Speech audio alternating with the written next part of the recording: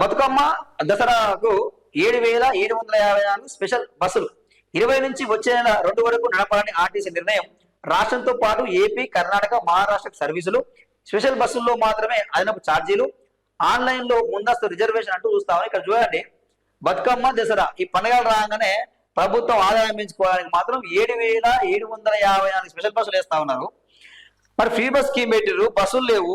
ఒక్కొక్క బస్సులో 200 మంది, 300 మంది, 500 మంది ఎక్కుతా ఉన్నారు. వాళ్ళకి ఊపిరి ఆడతలేదు, కూర్చోవడానికి సీట్ దొరకట్లేదు. రోజు కొట్టుకుంటా ఉన్నారు, పంచాయతీ పెట్టుకుంటా ఉన్నారు. మహిళలు అయితే ఒకరి చుట్టూ ఒకరు బట్టి బీక్కుంటా ఉన్నారు. ఇవన్నీ జరుగుతూనే ఉన్నాయి. అయినా కానీ మీరు బస్సులు పెంచకుండా ఏం చేస్తామని ఇప్పుడు ఎక్కడి నుంచి వచ్చినాయి స్పెషల్ బస్సులు? ఎక్కడి నుంచి వచ్చినాయి? మరి 7,754 స్పెషల్ బస్సులు ఎక్కడి నుంచి వచ్చినాయి? రేవంత్ సర్కార్ అడుగుతా ఉన్నాం. బస్సులు లేవన్నారు, ఇప్పుడు ఎక్కడి నుంచి వచ్చినాయి? మరి ఫ్రీ బస్ స్కీమ్ వల్ల మహిళలు చాలా ఇబ్బంది పడతా ఉన్నారు.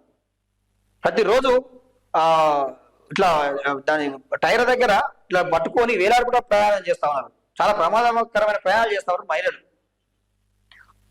సో బస్సులు పెంచాలని చెప్పి ఎవరు మాటనే పెంచలేదు. కానీ ఇప్పుడు పండగ రాగానే డబ్బులు వస్తాయి కదా, డబ్బులు అనుకోవాలని చెప్పి ఇది ఇప్పుడు వస్తాయి బస్సులు బయటికి. చూడండి కదా, బతుకమ్మ దసరా పండుగలకు ప్రయాణికుల రద్దీని దృష్టిలో పెట్టుకొని 7,754 ప్రత్యేక బస్సులు నడపాలని ఆర్టీసీ నిర్ణయించింది. ఈ మేరకు గురువారం ఆ సంస్థ యాజమాన్యం ఒక ప్రకటన విడుదల చేసింది. ఈ నెల 20వ తేదీ నుంచి వచ్చే నెల 2వ తేదీ వరకు రాష్ట్రంలోని వివిధ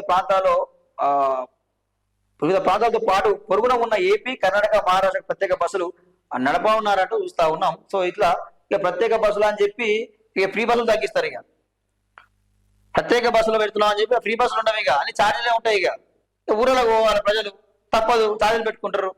ఇంకో ఇది విషయం ఇట్లా ఉంటుంది. ఇక ఈ పేరుతోటి ఫ్రీ బస్సులు తగ్గిస్తారు, ఇక ఛార్జీలు ఉంటాయి.